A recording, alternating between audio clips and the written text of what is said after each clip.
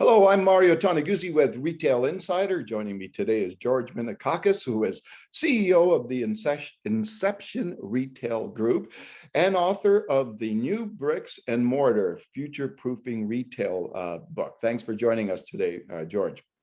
Welcome. Thank you for having me. All right, we're going to talk about the retail sector and the times it has gone through in the past 2 years and right now, as we kind of move slowly out of the pandemic. But when you look at the retailers today, George, what are the biggest mistakes retailers are making today in this environment? Well, I guess there's three of them. One is that I think some of them dismissed some of the signs that there were issues coming.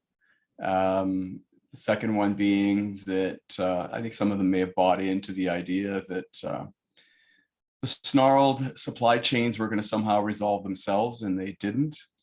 And third, that consumers were going to, pivot very quickly from one situation to another and come back to what normal used to be. And although consumers did come out, they came out and saw things pretty expensive, more expensive than before. Mm-hmm. So when you look at the past couple of years, I know we've talked about this in the past as well, but the closures in terms of businesses, a lot of people expected a lot of businesses, retailers to shut their doors, and granted, some did, but it wasn't the mass exodus that we expected. First of all, why? And then secondly, George, is there a day of reckoning still coming? Sure. So the why is probably the easiest answer, is because I really believe a lot of them, the weaker ones, like you said, have probably, on the edge or have already gone. The ones that had issues, government provided financial bridge for them to stay closed and continue to keep the lights on in a way, dim anyway. But that needs to be paid back. So there's that pressure's already started for a lot of them. When will we see it?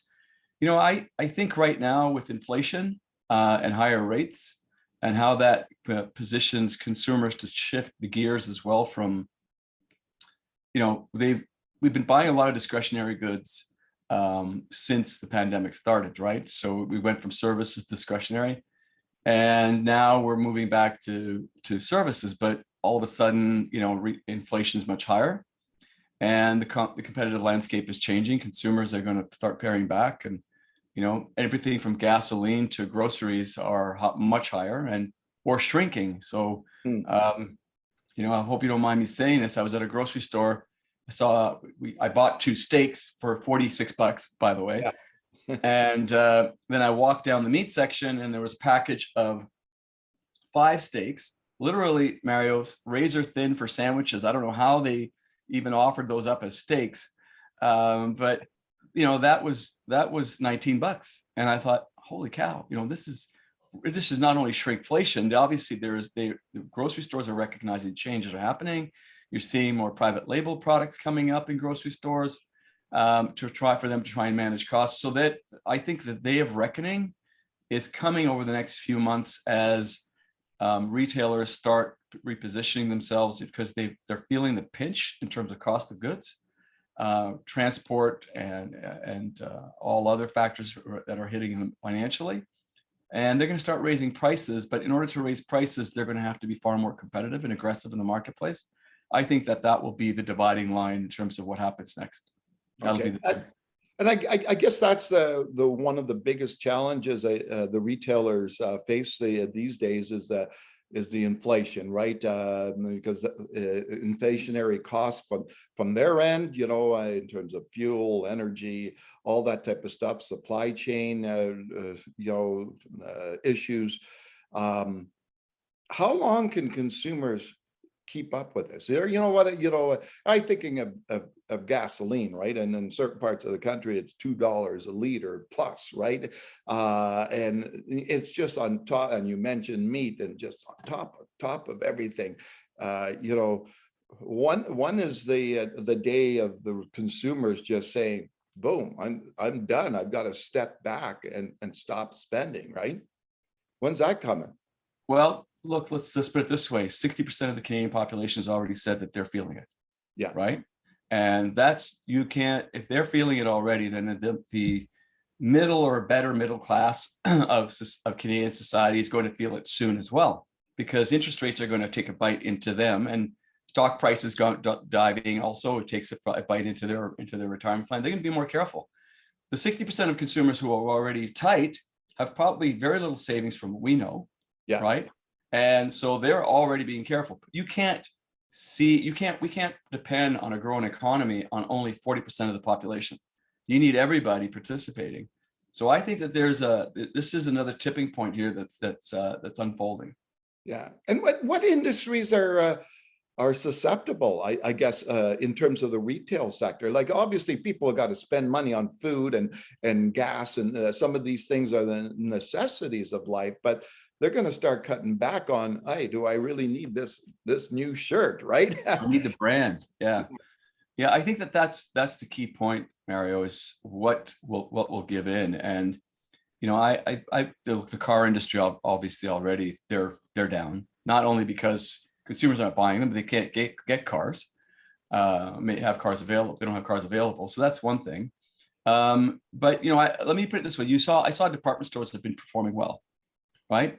Well, they're performing well because they've had inventory they've been stuck with for 2 years. Yeah. So they're selling it now and they're doing well. But you take a look at the Walmarts of the world, that should be doing very, very well, right? And they are, but their cost structure is eroding at them. But the businesses that are going to struggle are the ones that don't have the depth and power to manage inventory and bring in new inventory and have a fresh supply of it. Those are the ones that are going to struggle the most, because consumers are looking for always something new. And then you and I are old enough to know what recessions are like.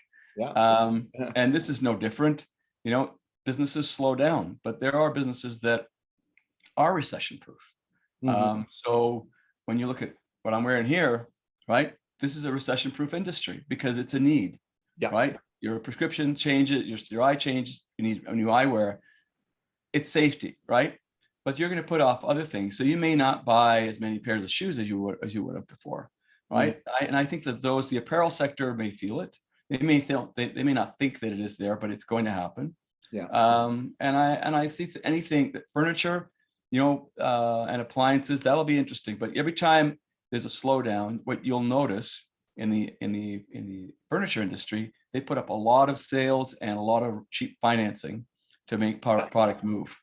So those would be signs that things are slowing down elsewhere.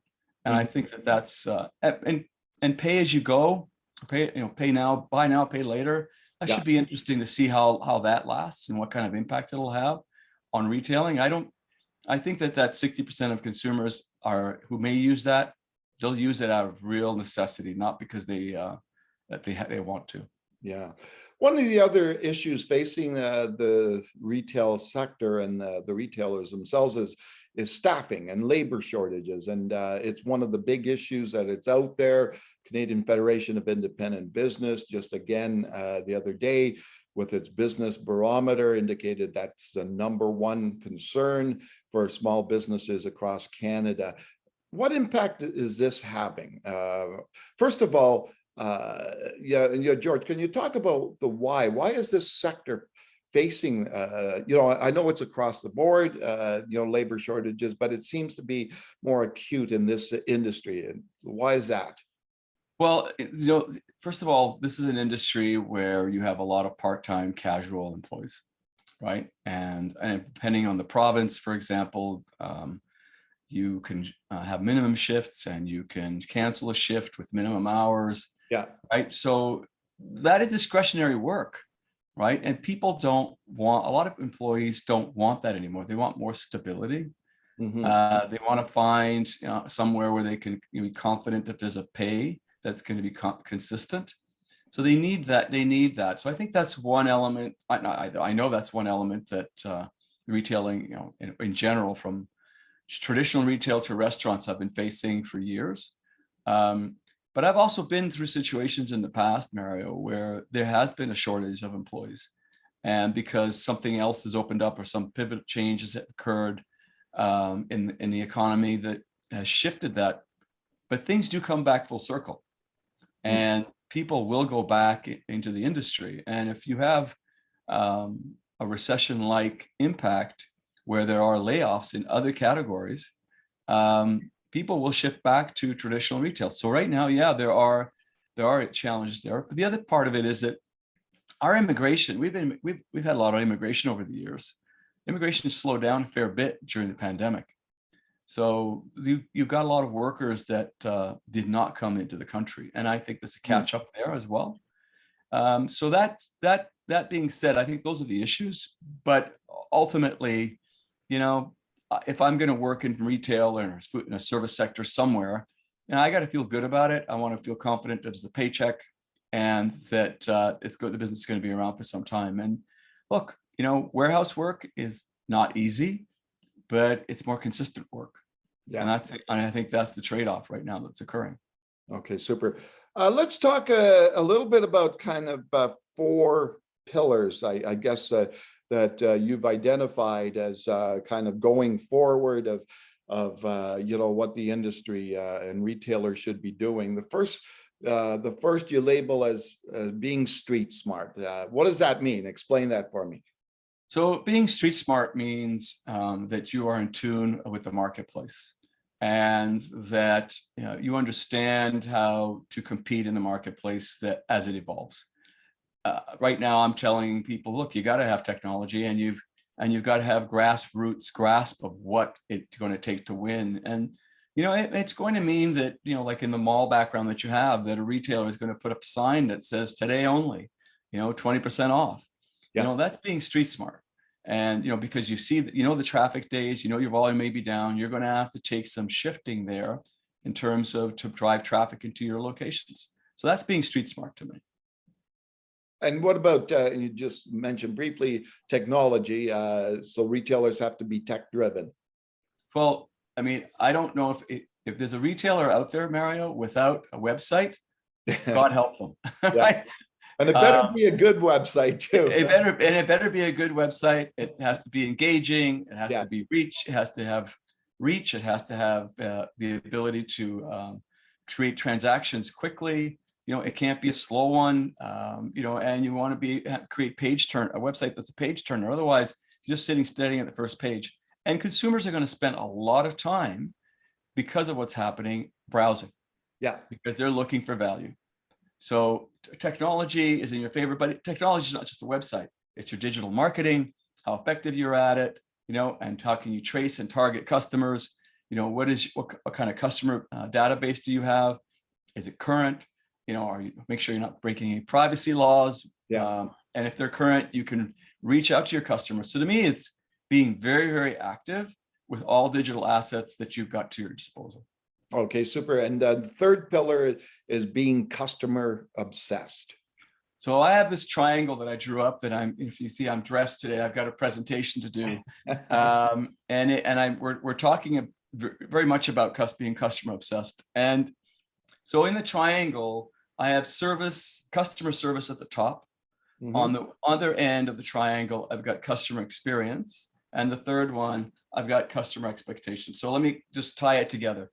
Service is all about setting up processes and procedures that everybody's going to follow in your stores, your single store or multiple stores. And it's your job to make sure that execution happens. Then you have your associates, your retail associates, delivering that service to your customers. That's all about engagement. That engagement creates the customer experience. Mm-hmm. If that customer experience is positive, you have created an expectation with your brand that you have a positive experience, and it can create loyalty. I'm giving you the shorter version of all of this. And I'm doing this for about 45 minutes, but you're getting it 2 minutes. So when you create that expectation, you can create loyalty. But if that expectation comes out from service and experience not equating to a positive expectation, then you have the risk of losing traffic. Mm-hmm. So retailers have a lot of work ahead of them here. And even if the marketplace slows down, and I know we hear about a lot of retailers talking about, automating their cashiers and everything, there still has to be there still has to be a customer obsession behind all of this, Yeah. because consumers are looking for service and they're looking for convenience too. And I guess, George, obviously in the retail sector or any sector really, customer service has always been a key thing for businesses, right? No matter what the environment is. But I guess in this environment where we're finding, consumers holding back, being maybe a little more hesitant about spending, it becomes even more important, doesn't it? It does. And Mario, as you know, I came from the premium sector of retail, right? So our service standards were very high. The expectations were very high. We had to create a great customer experience with every transaction that we had, because no customer had the same needs. That's how we recognized things and went out of our way to create the foundation that we did. Yeah. And we were able to grow our volumes year over year and even have growth during recessions because of that expectation, because customers over time learned that they could trust us. Yeah. And I think it's key. It's very important at this time to be able to deliver that.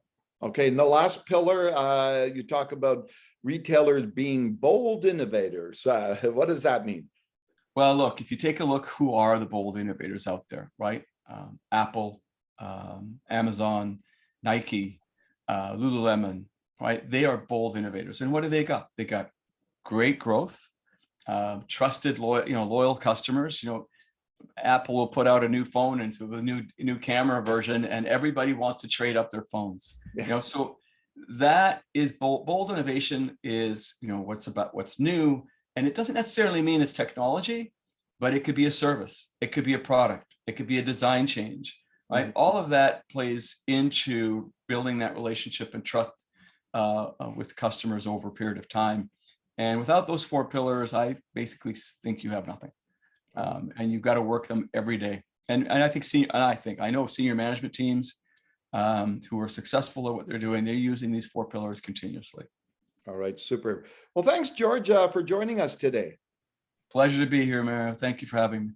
All right, super. That was George Minakakis, who is CEO of the Inception Retail Group and author of the book, The New Bricks and Mortar Future-Proofing Retail. I'm Mario Toneguzzi with Retail Insider. Thanks for joining us today.